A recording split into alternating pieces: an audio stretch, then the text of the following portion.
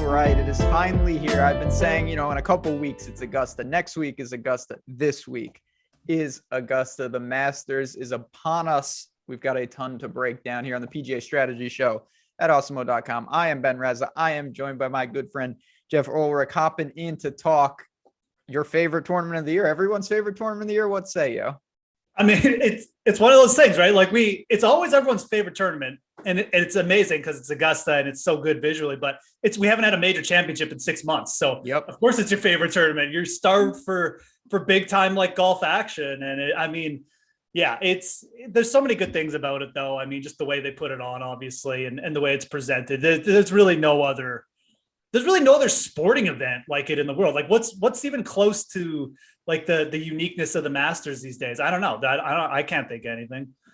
Coyotes home game, but other than that, listen, the same course, not a rotation, the invitational, the former champions. There's so many little things that make Augusta. And of course, we're going to get to, we have a whole separate topic for the big cat, but I do want to just get into, and we're going to talk about Yahoo is sponsoring the show as well. And I see all the regulars in chat. Wimbledon, that's not a bad answer. I actually kind of agree with that. Yeah, but that is a good answer.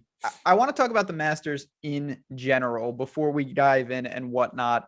It's 90-ish players, a top 50, and ties get through. I believe the 10-shot rule has been obliterated. Do you do anything special when we talk about this week? Because it is kind of unique. Like just from a DFS perspective, we're talking about. Yeah, I mean, I think that from a DFS perspective, like it's always interesting. You always see some of the lineups here in the winning lineups. You don't necessarily need to get like 5 or 6 guys in the top 10. Like the scoring here with the par fives it leads to guys like Cameron Champ a couple years ago was like T26, but he had like all these eagles. So I think that's something you really need to focus on. You need to be, you can give up placing points for guys who are just going to dominate on those par fives. Like doing some research this week, and Ryan Palmer's guy who popped up because he made 2 eagles and 16 birdies at this event last year, right? So that's something that's always unique to this. I think that's not really super unique, but it's something that in a condensed field always pops up where you get these guys drifting in like T25, T30, and you're like, well, they're in the winning lineup because they've just dominated the par fives for the week. So Augusta, that's where all the scoring is done. And that's one of the biggest factors, I think, for big fields this week is which guys are really going to come through for you on those holes.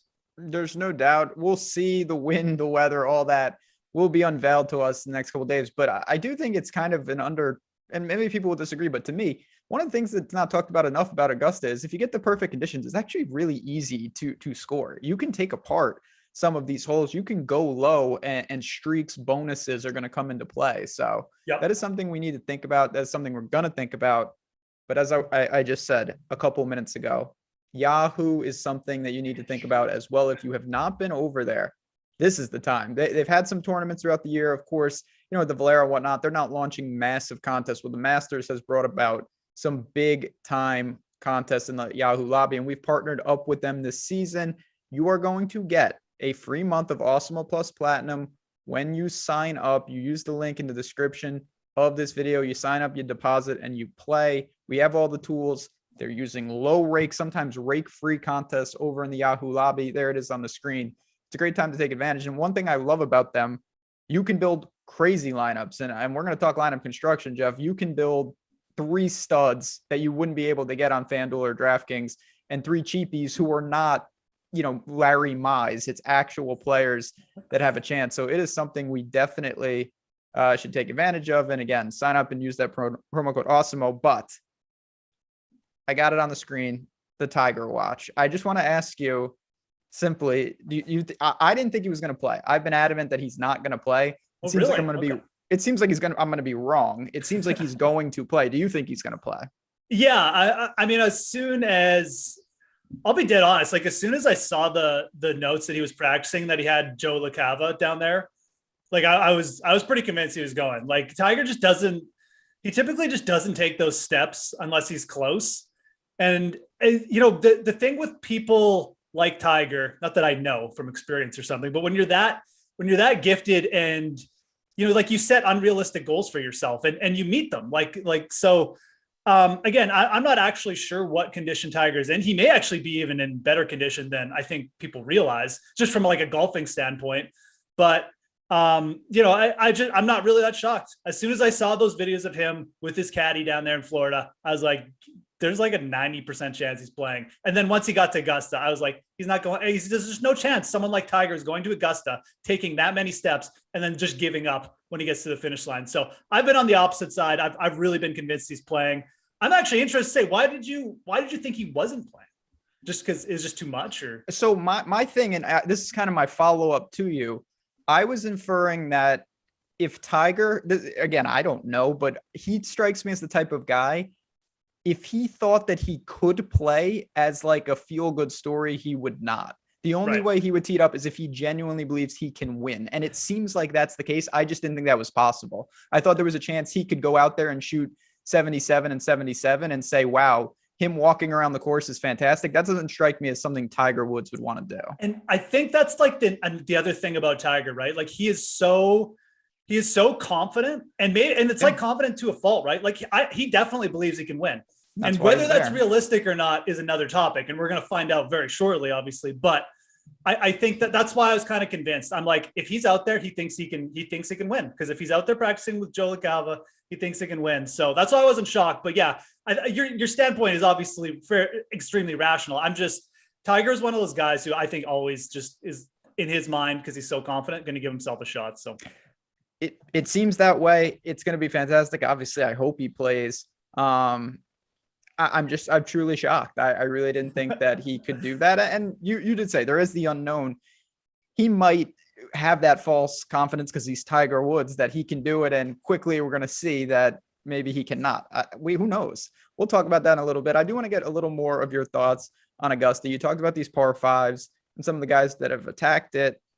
Do you look to a skill set? Do you look to, I want bombers. I want the Bryson-led teams. Do you look to iron specialists? Do you look to, you're putting on glass, you need to know what you're doing on these greens, or it is a little bit of everything when you're building?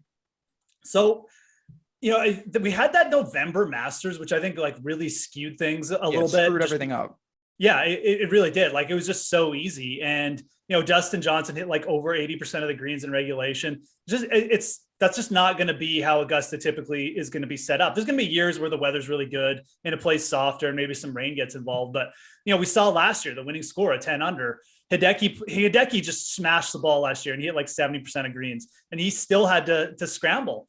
And I think that's a big thing. I mean, the putting is what it is. I mean, you know, you're going to have to avoid three putts, but you know, we've seen tons of poor putters here manage their way around Augusta properly. And I think that's the biggest thing. Like you have to manage your way around the course.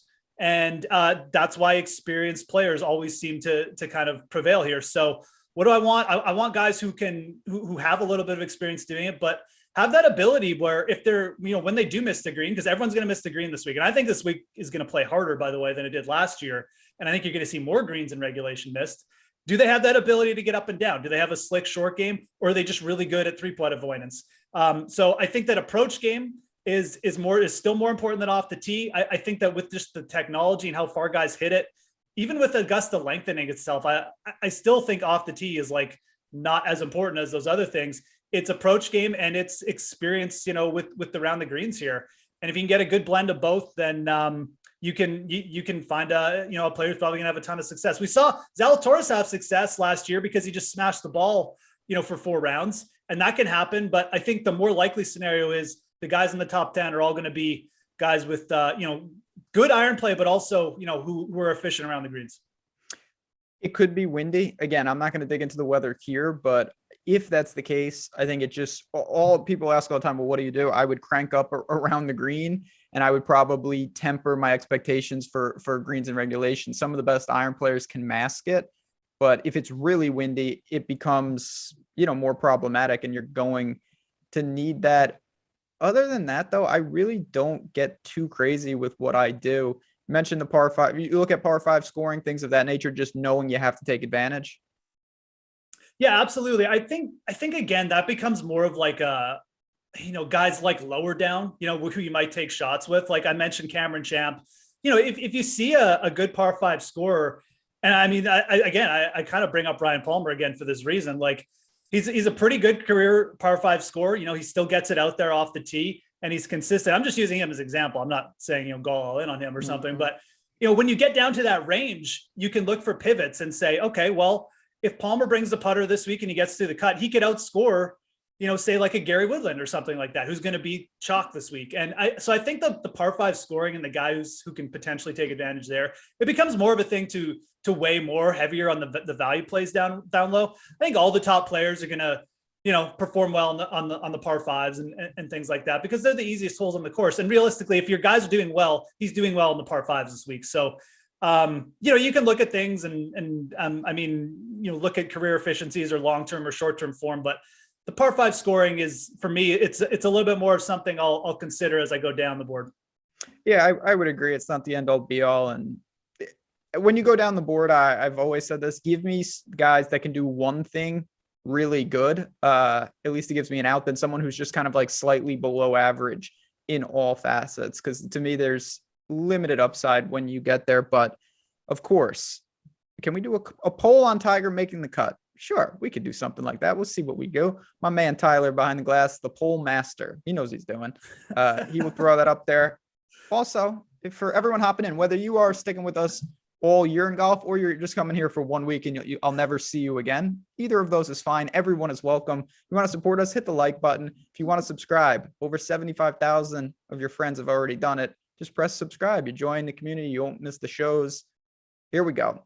The top end number one golfer in the world, Scottie Scheffler. It's deserved. I don't consider him the favorite. The betting markets don't consider him the favorite. Do you consider him the favorite? So let's start with him. He's the only 11,000 priced golfer. What do you do with Scottie Scheffler, who I think most people are not looking to play? Yeah, and that's like the conundrum with Scheffler this week, right? I mean, it's just so weird that like 4 months ago, would you even consider this as a scenario if I just was like in January, hey Ben, Scottie Scheffler's going to be $11K at the Masters. He's going to be the most expensive player. And he's going to be the number one player in the world, by the way. Like, would you just like, what would you have done? Slap me or something? Like, I mean, it wasn't that long ago where people are like, you know, Scheffler's good, but is he like Tony Finau? Is he ever going to win? Yeah, he can win and he can win a lot. It's crazy, but that's a hefty tag for a guy who's still very, very young. And the conundrum is like, you threw it out. Like everyone's kind of thinking this way, like, okay, well, this is great for Scheffler, but like, I'm not going to play him at 11K this week. But, you know, I mean, he's played Augusta twice. He's you know, like top 25. He's around the green game has taken a step up. He's got that kind of like knack for just doing everything well that, you know, should give him a chance at Augusta. I mean, I'm of the opinion I'll probably just lay off. I mean, there's just so many other ways you can create like unique lineups this week too. Like you don't necessarily have to do it by paying up for Scottie Scheffler. So I think Scheffler's great. I think it's a great story, and I'll be utterly shocked if he wins this week. But I think there's another factor here. Like the number one players in the world really haven't done well at converting at Augusta, and now we've got what most would consider like a weaker number one player in the world heading into Augusta. So I don't know. I think it's just I'm fine fading it. I'm sure some people will make the argument and talk themselves into it, but you know, when John Rahm is $200 cheaper, and I don't think John Rahm's going to be like that heavily owned either. So, you know, you'll get spread ownership. I'm probably fine just leaving Scheffler out of my plans this week. You can't play everybody. You know, this happens with every major. It's like, you don't like the number one play. It's not that Scottie Scheffler could go out and blow the field away again and just cement that he belongs where he belongs. But when you play him, you can't play some of these other guys. And we've got John Rahm right below him. Dustin Johnson has shown sides, really close, strong to players, doing some things here and there. Match play was good. Justin Thomas, I think, is going to be the most popular of the 10K plus options. Yep. Then it gets really interesting. Morikawa and Hovland, both who have around the green issues, if you want to say that there's the weak links in that category. And then Rory just missed the cut at Valero. So you could take the entire range. How do you sort through a lot of different players in a lot of different form? Yeah. So this is where I think you need to start like looking at like other factors as well. So I totally agree. Justin Thomas is going to be, he may be the most popular player in the field this week, or, top 3 for sure. He's going to be the most popular player in this range. Yes. I feel very confident saying that. And it's for a good reason. He's played well. He himself has said he's close, but we can factor in things like the draw this week too, because I think this event is going to play, somewhat weather dependent as well. And, where guys are going off, like you've got JT with like a later Friday afternoon tee time. The tee times just came out earlier today. It's not necessarily a reason to fade them altogether, but it may be a reason to get on some of these other dudes. And I'm definitely looking to take advantage of like that Morikawa or McIlroy range. I'm fine living and dying with Rory this week. I really am. If you either believed in Rory before the Valero, or you were on the fence, and here's the scenarios with Rory. You either believed in him, the Valero doesn't change your mind at all. You either were out on him, you're still out. You're either on the fence, and now you're either going to take advantage of extremely low ownership, or you're just like, okay, well, I'm not in on Rory because he played poorly last week. So I'm of the opinion, I was big on Rory for this event coming in. I liked what he was showing. He won recently at the CJ Cup. The around the green game's been really sharp. The approach game was looking good before the Valero. I'm not going to let 2 rounds sway me, Ben, like to get off Rory McIlroy. Now we're going to get like potentially 5% owned Rory McIlroy. That's where I'm going. I mean, he's got the Friday early tee time. Looks like he's going to avoid the worst of it on Friday, which could end up being the windiest on the Friday PM. Now that can change too. But as of now, man, like I'll be taking advantage there. I really do think that the pressure is a little bit off Rory right now. And I'll throw this out there too. 3 of Rory's last wins on the PGA Tour, 3 of his last 6 have come after missed cuts. I mean, this is why we brought you. I love doing shows with you, but this is why I brought you on the show, to take the bullet, so I don't have to make the case for Rory. I don't mind taking it. I'm in. I mean, I'm already invested. So I've long said that, I think ironically that of all the majors, this should be the one. Rory should have multiple. Like, this is a great course for him. It's always been a great course for him. At times, maybe he's pressed. At times, particularly lately, it hasn't been good. But I feel all right about it. The Valero, you could say a lot of different things. I am personally glad that he missed the cut after it was clear that he didn't have it to contend. And he said as much in his presser today, like he was able to get 2 rounds of practice. He got some reps in at that tournament. Playing the weekend there is not going to teach him much. I'm not saying he tried to miss the cut. He just didn't have it. He did not play well. He lost off the tee, which is irrelevant. That's an outlier of all outliers. He never does that. Rory's around the green game is low key a lot better than people realize. He's actually a really good scrambler. Get up and down. His putting comes and goes. What I want to ask you is the lineup construction. Are you going to start with Rory, or are you looking to go like JT and Rory together? And that's the beautiful thing about using Rory this week. If you use him with JT, like your ownership just gets cut in half. Like, but because you look at this range, like Rory's just going to bring down the overall ownership percentage by a ton. So I don't mind that at all. I think that's, unless you're looking to stack waves, because they are in different sections of the draw, it looks like right now. I think that's certainly one way you could go about it. So I do think starting with Rory is fine too, because, again, if you start with Rory, you can go super balanced, which is a nice, way to go about things too. And we've got players who can, potentially pop up in the 9K range who won't be, super highly owned either. So you can kind of go either way with Rory. You can look at him as, I'm going to stack him with like Rom or JT off the top, and I'm going to get access to one of those chalkier guys who I like, whichever one of those players you like. And then Rory help bring down your ownership a little bit. And you can kind of just, maybe even roster another value player. But if you want to go more contrarian and you want to fade those top guys, I mean, you can make a super low owned, Rory McIlroy at the top lineup. And I like both those methods, to be honest. I think with the way the tournament's going to play, and I think with the conditions, I'm more inclined to maybe even just start with Rory, because I think you're going to see this tournament have some weird things. And just by weird things, I think you're going to see some of the top players not do that well because of the conditions. So that's the way I'm leaning right now with how this tournament's going to go. But I'm definitely of the opinion, I think McIlroy is my favorite sort of, we'll call him whatever we want. I know the tout names the tout cliches get thrown out, but GPP play, upside option, whatever we want to call them. I like Rory this week, like in those big fields. You don't have to convince me. I would go Rory.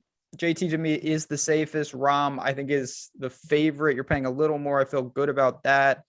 I'm out on Morikawa and Hovland. It's not that I don't like them. I just have to make a stand somewhere. And I do think, particularly with Morikawa, if greens and regulation are lower across the board because of scrambling, I worry about him. He's not a great putter. Hovland can't chip at all.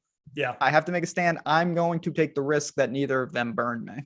I would rank Hovland slightly above Morikawa as well, but just slightly. And I think there's a better chance Morikawa crashes and burns than Hovland. But you could, I guess you could get crazy and go like Hovland, Rory to start. But I would prefer either starting with like one of the Roms or Thomas with Rory, or just starting with Rory altogether.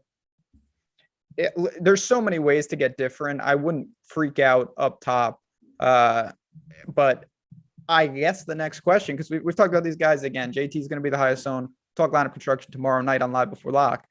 How comfortable are you of using none of them, including Rory, and starting in the Cam Smith range? So we've got Cam Smith, who I think will be the highest owned player.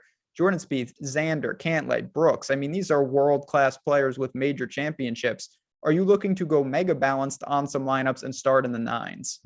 So I think that like with Cam Smith and Justin Thomas, we saw the winning lineup last year have two really chalky players, like the winning Millionaire Lake lineup. It had Spieth and Casey. So you could make an argument, you start Thomas and Smith, but I'm less inclined to trust Cam Smith here. Coming off the big win, I know he's like, I mean, again, we can't play everyone. We have to make some kind of stances and fades. I love Cam Smith, but he's coming off the biggest win of his career.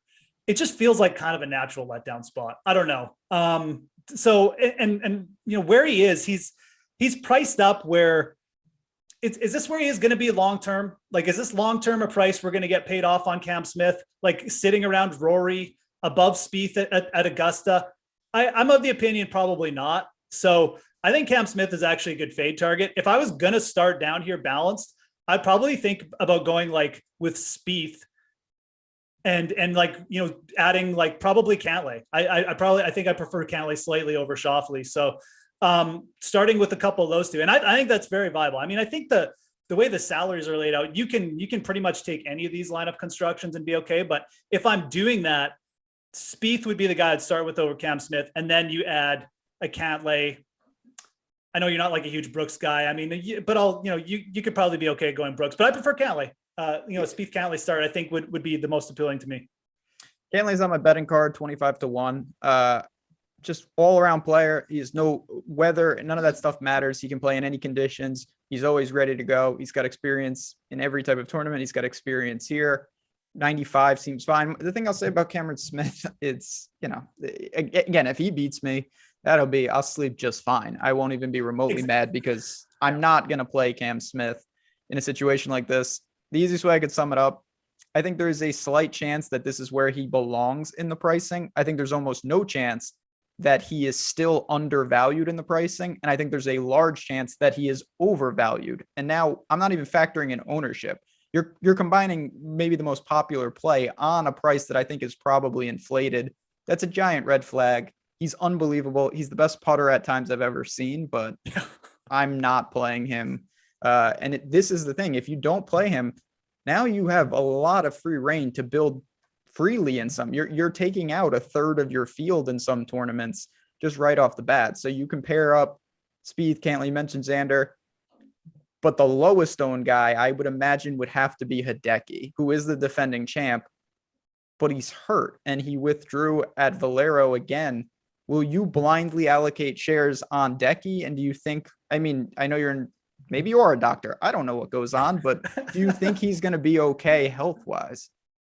Officially not a doctor. We can declare that today. Don't worry. Okay. I do have a law degree though, but wow. So there you go. So if we get sued for these That's Rory right. takes, you will be good. We got it out already. No, man, Hideki, it's tempting in these spots. I'm probably not going to think too much about it. I'm just going to fade it. He's also the defending champ, and this is just an event where the defending champ kind of, it just doesn't really have that great a record. It's kind of a shame because Hideki looked like he was going to put up a pretty good title defense right before the API. You know, the iron game was cooking again, but yeah. I think that if I've already made a stance on Rory, I don't need to take two shots here and like above 9K with guys like that. So Hideki's a guy I'll probably just pivot off of, but I will say this about him in this range. There's, there's no like other sure thing you can just go to. Like if you're looking between Koepka and down to Berger, I mean, Berger and Koepka are good, but they're not of the like, Justin Thomas variety or anything. And I think there's risks with those guys too. So you could certainly make a case for Hideki. I'm just not going to be the guy who makes the case for him this week. I think the case for me is pretty easy. If you're building a lot of teams in the small milli, like the $15 milli, and you want to take 5% of Decky, yeah, I get it. You're probably going to burn those entries, but you're trying to win $1 million. And this is a guy that I love the situation for him if he's healthy. I mean, he made 3 eagles on the par 5s last year. He's amazing. He went 11 under on the par 5s last year. I mean, even if he just like shoots even and goes like 10 under on them again this year, he could factor in. So, but I don't know. I would not recommend honing in on him in single entry, 3 max, things like that. It's just too much allocation. But I guess my next question is, can you say those same things about Bryson? I mean, yeah, the Hideki is a little bit different because we know he was playing well before, but the injuries kind of just take him out of play. Bryson also doesn't have the course history that Hideki does. Like we've never really seen him manage his way well around Augusta. So even on the par 5s, he just seems to like underperform there. And now we've got high wins. So you're probably going to get, I mean, again, we're talking about insanely low ownership percentages on Bryson this week. I'm not going to do it. Again, it's like the same argument. You can certainly throw in a couple shares of them, and you should if you're making 100 lineups. I think that makes sense. I'd probably rather go overweight on Bryson than Zalatoris this week, but to go overweight on Bryson, you're investing less in that scenario, right? So, not a player that I would even think about putting in like a single entry lineup or anything like that. Yeah, again, to me, I mirror what I said about Hideki. If you told me you want him as part of your milli portfolio and you're spraying and you're trying to beat 100,000 people, I get it. Because Bryson, when he's off the tee and putting combo, he's unstoppable. But I think he's possibly the most likely 9K player to miss the cut, in my opinion. I think when he doesn't have it, it's bad. Yeah, when he doesn't have it, it's bad. And his recent results are like losing to Richard Bland in match play, and that can't be good. Being actually like a lot worse than Rory at the Valero. So I don't know. Yeah. I mean, Bryson is the ultimate boomer bust play. If he does get the weekend and he lights it up for one round though, like you said, I mean, there's the par 5 scoring could come through, but not a player that I would even consider like, if you're just putting in like one entry or you're doing the $200 entry or something like that. Yep.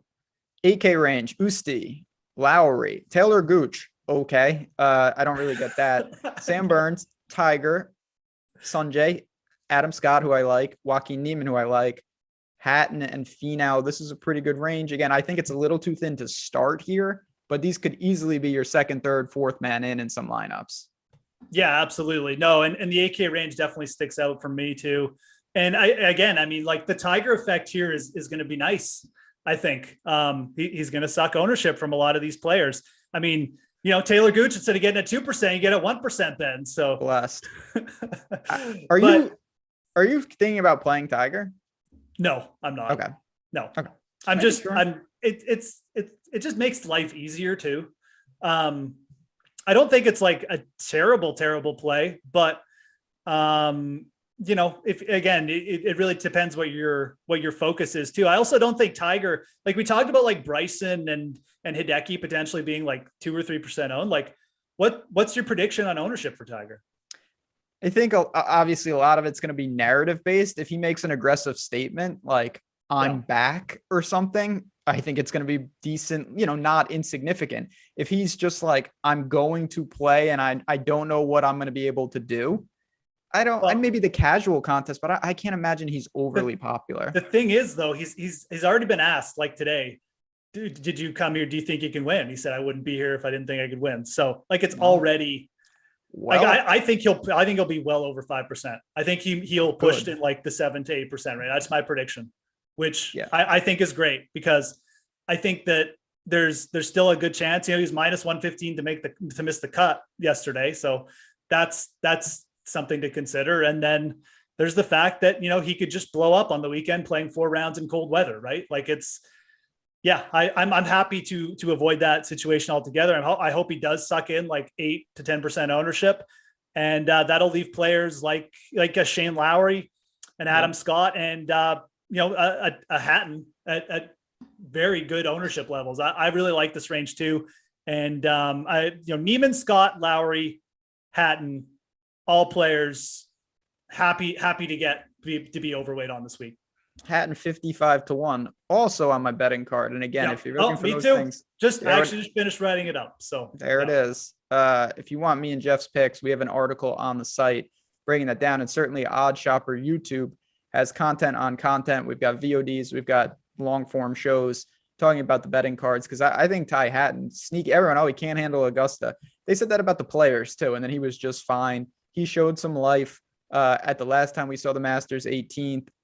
I think that his game sets up well. If it's windy, Shane Lowry, of course, can handle the wind. I want to ask you, though, about Sam Burns, who electric scorer, but he has not played here. So he's kind of, will he be the Will Z or will he not be able to handle it? 8,600, yay or nay? I'd be more on the yay side. I think he's like the definition of like a really good tournament play. Like, we're talking about Burns or Hideki and Bryson. I mean, those guys you're kind of hoping a little bit. I think Burns is a guy who can really dominate these par fives. He's such a good putter that even if he screws up around the greens a little bit, like he could just save himself with that flat stick, man. So Burns is a guy I'm absolutely could potentially see, maybe not finishing runner up, but a top 10 or something on his debut. I wouldn't be shocked at all. He's played tough. Like the Valspar is a tough tournament, man. Like he's played that event brilliantly over the last few years. And we've just seen him pop up so much that I'm definitely, that is like the one first timer I would not be hesitant to play at all. And I think that, at 8,600, because he's above Scott and Neiman and Finau, I don't think his ownership's going to be up to, and I mean, obviously Tiger. So Burns is a guy I would not mind. Like if you really want a player in this range who's going to be lower owned and you just want to take a shot with, I'd be pretty confident in that one. That's where I would be going.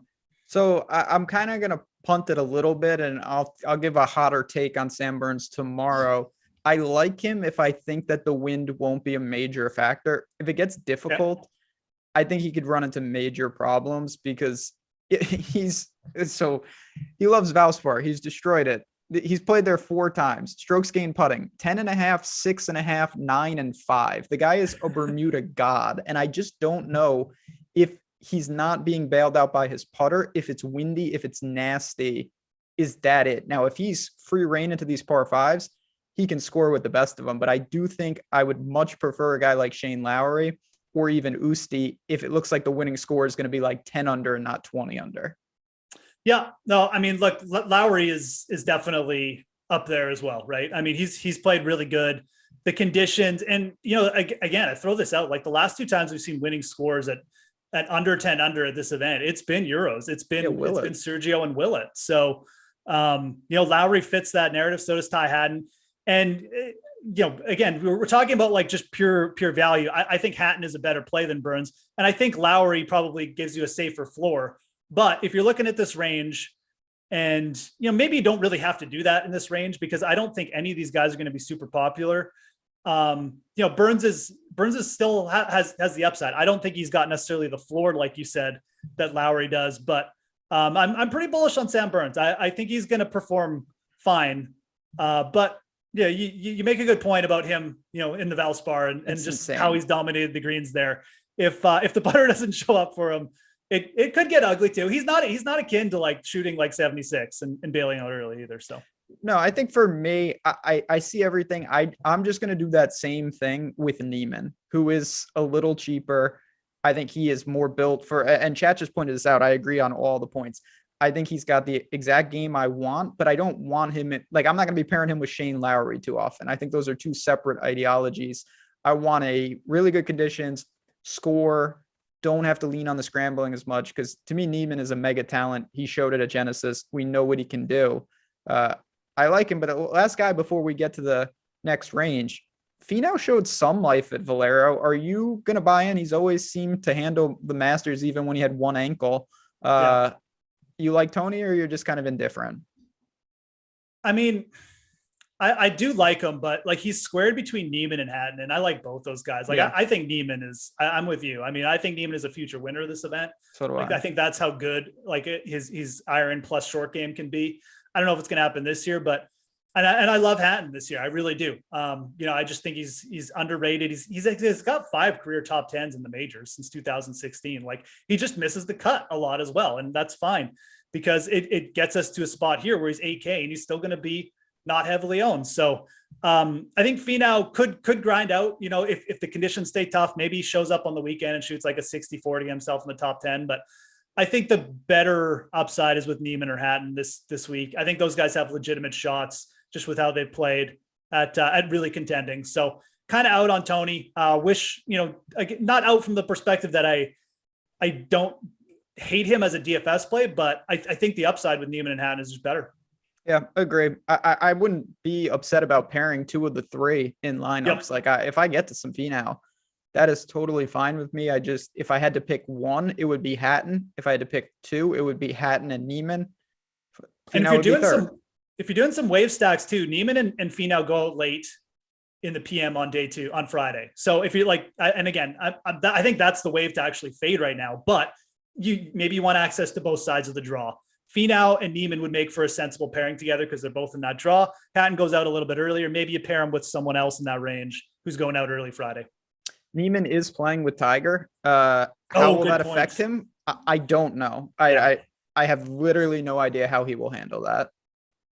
I would say it's a negative, but I would say it's not like the biggest negative in the world, but it's not great either, right? So if it was, I'm not afraid of it for Usti necessarily, because Usti also always seems to play with Tiger these days. I don't know why, but anyways, I take that as a slight negative for Neiman as well this week, which kind of sucks. There is a chance that Neiman could be the only player of the 3 remaining after like 3 holes, with Usti just giving up and Tiger, if he's not 100%, out there solo.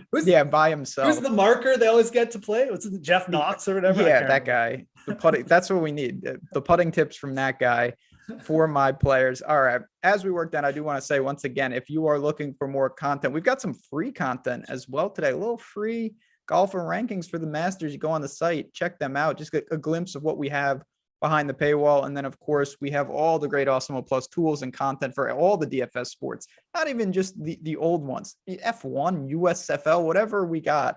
We got you covered. Awesemo Plus weekly class for $29.95. You can go up to $3.95 weekly, just a couple bucks. You get them for the week. You check out the Masters content, awesemo.com/join. That is where you want to be. No better week to get inside the ropes. And when you get in, hop in Discord. Say what's up to everybody. Join the community. A lot of betting tips in there as well. There's that PGA Express weekly right on the page, or you can get the premium weekly for still under $10. We would love to have you guys, even if you just give it a try. It's a great way to do it. 7K range. There's still plenty of talent down here. Answer who we don't, maybe you heard. I don't even know why he withdrew. Sergio, Henley, pair 3 Englishmen, Fitzy, Casey, Connors. He's not English. Fleetwood, Fitzy, and Casey. Right there in the mid 7s. I mean, we Canadians are like a former dominion of the. There you go. Look Queen. At that. We still recognize the Queen, so he's kind of English. Flames fan himself, Corey Connors, Webb, Rose. Interesting range. I do think there are some guys that I want to target. Talk to me about the upper 7s. Yeah, the upper 7s. I mean, like Matthew Fitzpatrick is going to be right up there with Smith and Thomas for good reason. I mean, and again, like we're talking about tough conditions. Perfect for Matthew Fitzpatrick, who loves himself some pars, and he's got good experience at this course. So I don't know. I don't really know what to do with Fitzy this week, to be honest. I mean, I feel like it's probably just when you get down to this range, and it's a major, so everything kind of gets condensed. But I would probably rather chase guys with, just slightly lower ownership and similar upside. I think Fitzpatrick has a chance to top 10. I'm not sure if I see him winning this week, but he's certainly been playing good. And, again, talking like cash games, I think he's probably a must. So that's kind of where I start looking. But, Henley's a guy who's also going to get ownership. I really like Russ. He's played extremely well this course in the past. I think he's potentially got just as much upside as Fitzpatrick. I just don't know what the ownership necessarily will be between those two. You probably get slightly lower on Henley. So those two guys setting up as the chalk in the range. I think that this gets really interesting though when you go below those two. Fleetwood, Casey, Webb, Rose. I mean, these guys are all they're veterans who could show up, and they're veterans who could shoot like 78. And we see guys like Casey, some like Webb's been in contention here. Rose obviously been in contention numerous times. It's kind of pick your poison. I'm of the opinion, like I don't necessarily need to play any of these guys, but again, you're making a few lineups. You're not going to have to go overweight on many of them either. I think Paul Casey is the most interesting because he's played well, and the injury is just going to draw everyone off him. So Casey would probably be the one guy I would be I'd be looking towards to in this range. Yeah, it's weird because someone like Bryson and whatnot, it's like, well, he's got the injury, but he's high volatility by nature. Like Paul Casey is the model of stability, right? But now his best asset has been negated because we just don't know. He's not going to be popular. So I think Fitzy's clearly the option if you're not worried about ownership. He's made 6 straight cuts here. I would be stunned if he missed. And I forgot to mention Connors. Like, what's your take on Connors over Fitzy? So he's going to be crazy popular too. Yeah. I worry about Corey Connors. Like, I mean, I know he's played well at this event, but if the greens and regulation get down, like he will miss. He is not a good putter. Like he's just it's around the green game. It's better than it was, but it's not a strength. Yeah. So I'll be the opinion. Like I'd rather fade Connors than fade Fitzy. I think Fitzy will be fine. I'm straight up fade Connors this week.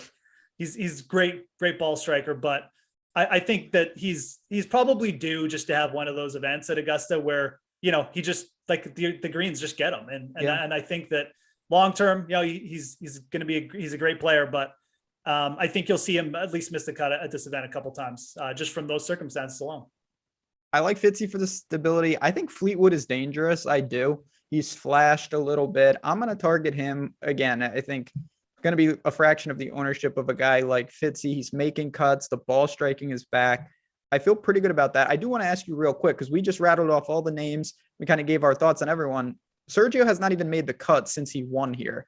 He does it differently. Obviously, off the tee will have to carry him. Any thoughts on going back to him where no one else will be? It's kind of weird what Sergio's been doing lately. Like he's been putting well too, right? Shocking. And like around the green has been good. So it almost feels like with that flip in his game, like maybe now this is the time where he can like finally get around this course again. Because the off the tee is good. Like he can handle the longer courses and stuff like that and the tough conditions. That's fine. I really don't hate him, to be honest. Like you mentioned Fleetwood, and I like that too. But this is really a range where I think guys like, I'm almost fine just fading all the chalk in this range and picking a guy like Fleetwood or Garcia and just rolling with it because, those guys have very similar upside. Like, I don't think even in a good week, Henley or Fitzpatrick are winning, but like Garcia or Fleetwood, I actually think their upside is better in a lot of ways. Yeah. So this is a range where guys like Garcia, Fleetwood, you're going to have to stomach it. And it could suck after Thursday. I'm not going to lie, but I think the upside with those players are actually a little bit better. So it's one of those ranges where now that we're under 8K, I think that fading the chalk is even more of a thing. Again, that is always the case because the miscut equity is elevated across the board, and it's an easy cut to make, but still, I think you need to pick your poison in some of this. I'm not drawn to the lower sevens that much, but I do want to get some names, and then we'll get to the cheapies and get out of here. Yep. Patrick Reed, Leishman, Seamus is here. Okay. Max Homa, who I think is going to be a popular name. Cameron Young has answered every challenge he's been presented. Luke List, Bobby Mack. What a mixed bag of players, as these guys could be your last man in if you start with Rory. I think this is going to be a weirdly popular range too. With List even getting a little bit of talk up. Homa, you mentioned. Siwoo's played well. And Woodland now playing well too. I almost like if you're building lineups, I think if you can somehow just skip this range, I think that's a really good strategy for this week. And it's not that I necessarily hate all the players in this range. Like I actually really like Siwoo Kim, but he's pop, like he's not a surprise. He's not going to be like 5% owned or anything like that. He's going to be popular. I think that's probably the player I'd feel most confident about rostering here is Siwoo. But I kind of like skipping this range because if you skip over it, like you've got comparable players with like Harmon down there, Zadenhout, who's just a fantastic all around the green player. And if the conditions get tough, man, I mean, he could easily grind out a top 10. So yeah, this is an interesting range, but I don't really necessarily have a player other than Siwoo who I'm going to be investing. I might just bet Siwoo for like a top 10 or like an each way, and then just get my exposure to him there. And then just try and fade this range. I really do think like this is one where a lot of people are going to be more invested than people think. And a lot of these players will pop up with like over 5% ownership. Yeah, I'm going to let our tools, as I always do, dictate some of it. A guy like Max Homa, I think he is certainly prime. I mean, I would say his best finish. This would be his only non-miscut if he can make it. So I think that he is primed to do just that. But if he's very popular, I don't need to do that. I think Luke List will be fine. I'm not really going. I do want to ask you about one guy, and then we'll get to the 6K range. And I mentioned his name. Patrick Reed, right off the tee, is just a disaster, but that's kind of what he does. It's almost like Rose in some ways. Do you think he gets here and is able to hold it together, or is it just an unnecessary risk at this point? He wasn't terrible at the players. Like, you're right, off the tee it was a disaster, but like the rest of his game actually looked a little bit better. I know he gained like 1 million strokes putting. Yeah, gained 9 strokes putting. That is what he does, right? So I actually don't hate it. I really don't. Patrick Reed is just such a competitor that, like, he's just grinding his way through it. And that's just what he's done throughout his career too. Maybe you're jumping the gun a little bit early, but like, I'm not going to take a shot with Bubba. I just never played Billy Horschel. No. And I'm not really into Webb or Justin Rose. So like, if you're looking at that range, I almost am drawn to Patrick Reed in some ways. Our guy Leishman's there too, who I don't hate, but Reed around the greens can certainly hold it together. And if the putter shows up again, like, all he needs is a little bit of uptick with that off the tee play. And not even sure how much off the tee play even matters at Augusta anymore. Like, these guys all hit it out there so far. And I mean, especially with the greens and regulation, going to be down for everyone. So I actually don't hate the idea of Reed. I'm not going to go, out of my way to get him in like, big money lineups or something like that. But yeah, I look at that range and he kind of has a little bit of appeal to me for sure. Me too. But I do want to caution people that I think there's a lot of scenarios where he's just sucked up by not, like, you can't drive it the way he's driving it anywhere, even courses that don't demand off the tee. Like, he'll just be out of bounds. He'll be in the ice plant, which, only Rory goes in there. Patrick Reed will join him. That's going to be a big problem. Yeah. Like, you can't be messing around like that. He does have an out though. And I talked about this at the top of the show.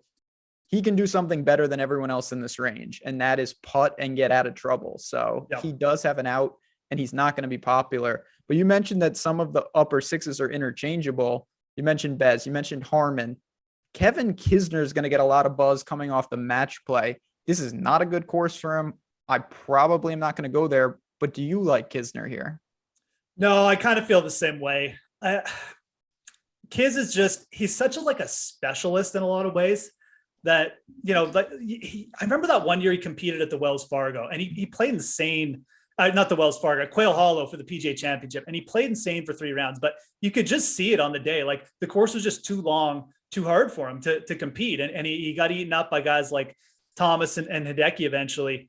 And, at 6,800, he's cheap enough to go, but yeah, I'm not like super big on having to get access to Kevin Kisner. I'd probably rather take a shot with even just like someone down the list. I mentioned Ryan Palmer earlier. I think that you can even go down there. I'm not sure about Cam Champ, but no, Kisner to me is a player who, if he's going to get popular, it's a pretty easy, for me. Kevin Na's also, do you have any love for Kevin Na? He's been weirdly good at this event. I don't know how he does it. I that's really the don't. problem. Yeah. I don't know how he does it. And I try to separate. This is where sample size gets dangerous because it's like even when guys have played here a quote unquote good amount, it's not that much. And I worry that it's just some fluky, bizarre things because I look at Kevin Na and I don't know why this would work. I'm not going to do it. I get it. I would rather play Bez. Definitely would rather play Bez. The guy I got to ask you about though, I think that EVR could be a good sleeper pick. Now, he's got dangerously bad downside. His irons have been absolutely fantastic.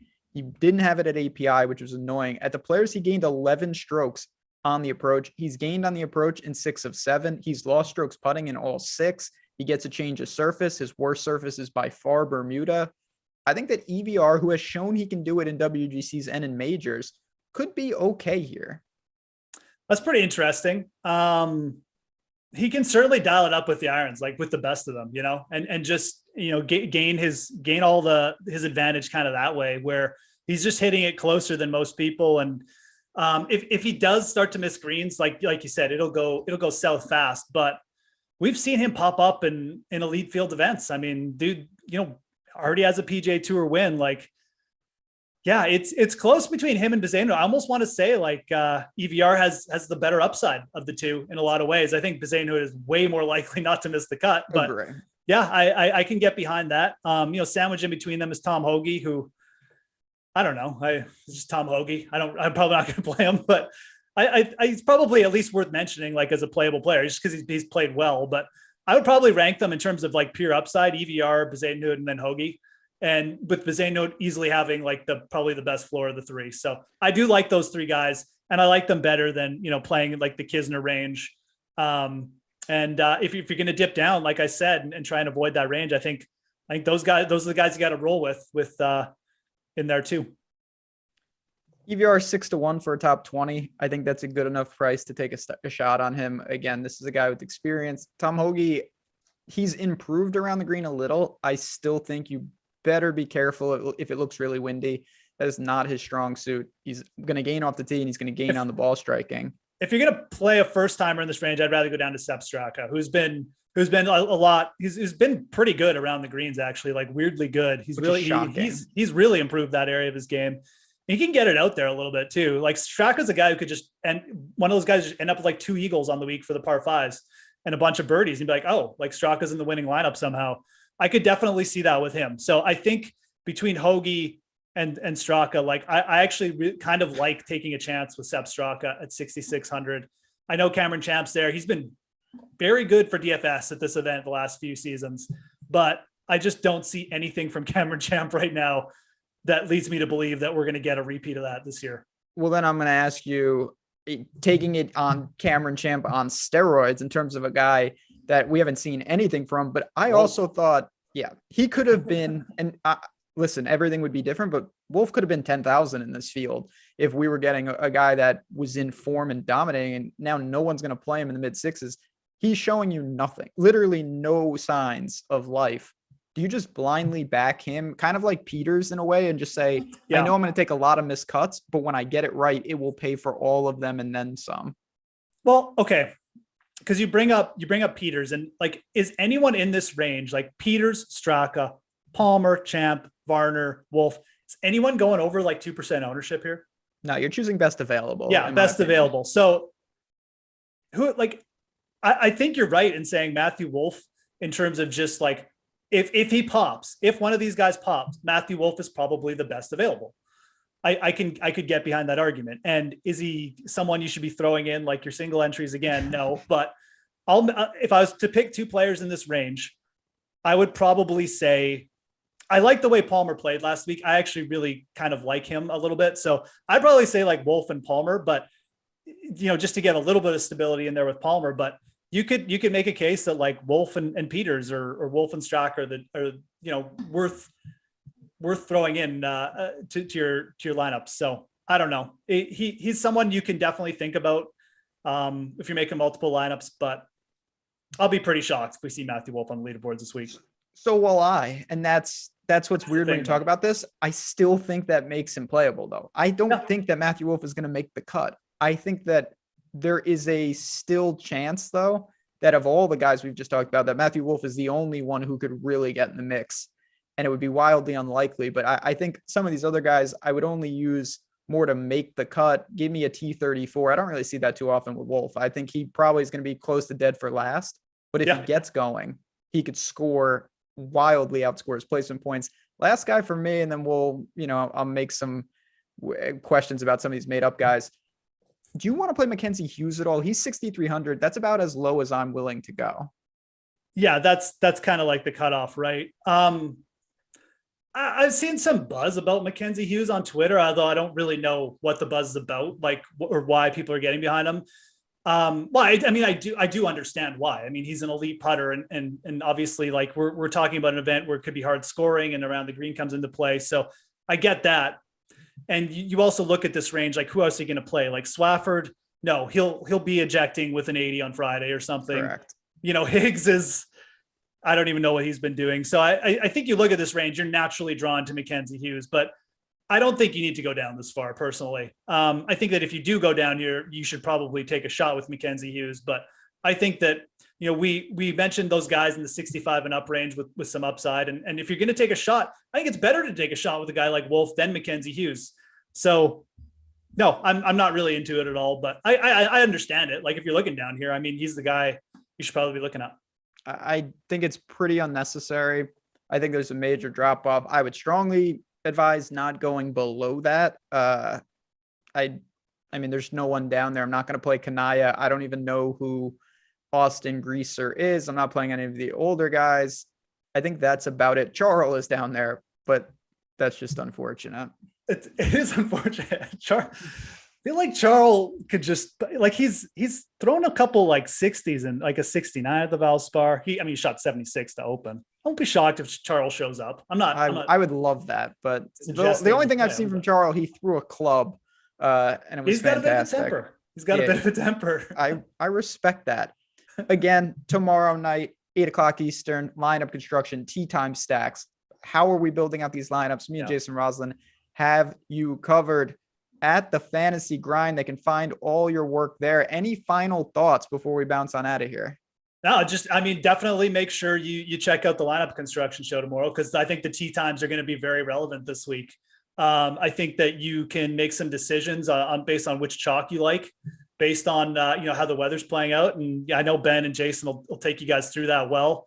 You just have to, plug your ears when Jason starts talking about Jordan Spieth, because if he's in the bad side, he's still going to talk you into him. So you're not wrong. We'll try to combat that. I'm guilty of that with Rory. So you can tell Ruslan I'm taking Rory over Spieth. That's right. That's what we do on this show. Does Mr. Tiger Woods make the cut? 58% of you say yes. 41% say no. I'm going to say yes. Where are you 1% of you, I don't know what you people are thinking, because he's going to do one of those two things. So that doesn't really make a lot of sense. But for me, for Mr. Geoff Ulrich, for Tyler Xander behind the glass, and all of you guys watching, thanks again for tuning in. Hit that like button on your way out. If you have any questions, hit us up in Awesemo Discord, hit us up on Twitter. We love the conversation and the feedback. Good luck. Enjoy the tournament, and I will talk to you guys tomorrow.